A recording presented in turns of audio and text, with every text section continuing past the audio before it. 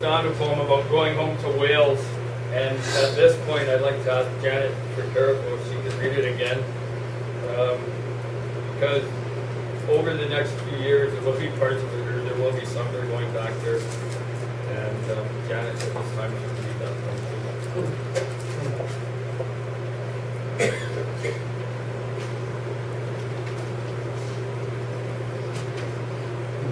It's a poem that's called Coming Home. If I could come back home to Wales, my life would be fulfilled. I wander over mountains high and over valleys still. I pass old pits and empty trains and look with saddened eye. The valleys won't hear them again or see the smoky sky. My ties are deep, my love is strong for people who are a long time gone. But when I die, I will come home. My ashes to be scattered across the hills and down the dales, the places that it matters. So let me be and let me roam, and in the end, I will come home. Full of adventure, full of tales, but glad to be back home in Wales, my beloved Wales. And on a side note, you can take the girl out of Wales, but you can't take Wales out of the girl.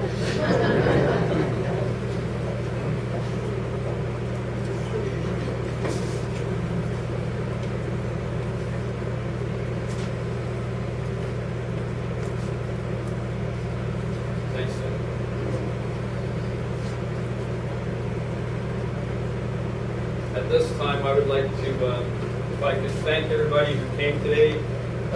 There's also been a number of people that have made donations to the Cancer Society in memory of my mother already. We'd like to acknowledge all those people and thank you. And my aunt, Auntie Sandra, has already sent money to Dad, which will be going to the Cancer Society. My two aunts have sent the two bouquets that are here today. And I sent my aunt an email this morning, and I was checking my phone a couple hours ago, and she'd also replied they had their own graveside service at their parents' graveside this morning. So, historian James Mount Gwen sent a bouquet, one of the bouquets that's here. So, thank you, Gwen.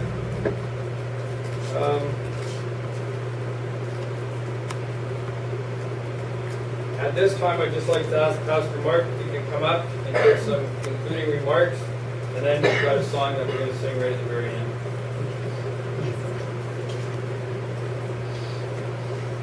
I think we've accomplished what we came here to do today, at least to begin it. I think we have paid tribute to the life of Joan Milton. The fact that there are so many people crammed into this room, spilling out through every door, on a day like today, because we love Joan, or you love somebody close to Joan. So thank you for being here and paying that tribute. We're also here to comfort one another, and I hope that you have been able to start that process. Tom, I can't imagine what you must feel. And our thoughts and our prayers will continue to be with you, David, Karen, grandchildren, the rest of the family. Those of you that worked with Joan, I know you're going to miss her, and we all know that in times like this, it's down the road, whether it's a special event, a birthday, or even maybe just an aroma that you catch, and it makes you think of her again, and all that loss comes back. And like I said, that's an important thing for us to deal with this. It's part of life, it's part of death. And we need to honor her with our own lives, and that's the third thing we talked about. It's just reflecting on our own lives and saying, is there some change that I need to make in my life to honor Joan, to honor Tom, and to make the world a better place, to make a contribution. So I just want to encourage you to do that. And then we're going to play a song, and then we'll be dismissed.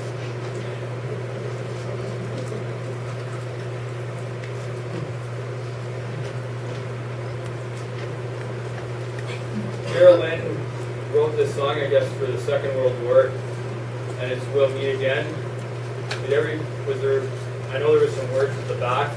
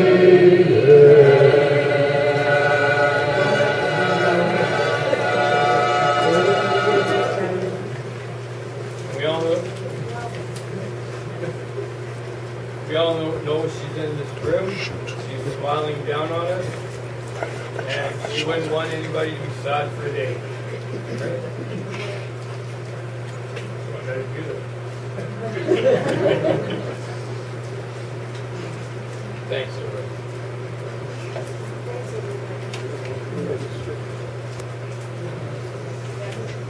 There will be coffee, sandwiches, refreshments. If you like to stay and chat and sit here. But thank you everybody for coming. And thank you to my friend Donna for making the beautiful remembrance cards for my mom. Thanks, buddy. You already have.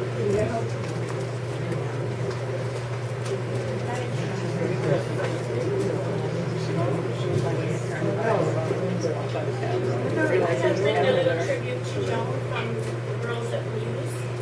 Joan, your elegance and your style is noticed and admired by all, and the colors you represent in spring, summer, and fall.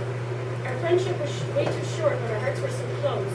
Your laughter and your smile and your integrity we will miss the most. You gave so much to the cadets, the variety club, the airport, and it was from your heart. Whenever you could help, you contribute and you did your part. You volunteered to help people and meet people all over the world. I know that I remember you as saying you are a very special girl.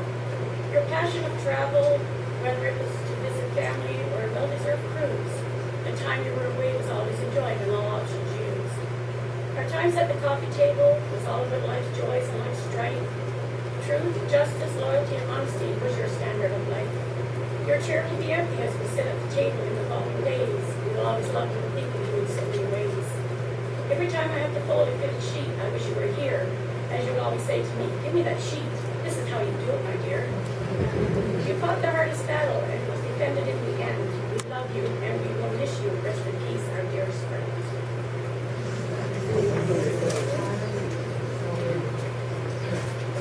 Sorry, thanks Gladys. I had a couple of other things written down that I'll quickly go over, but I had a couple of people make comments from work and from Shars and my baseball team and good friends of ours. Craig Birdsall wrote from Air Canada, your mom was a special lady with a beautiful smile. Kelsey from our baseball team said, on my grandma's headstone it reads, God chooses his flowers carefully. So we know that he chose another one.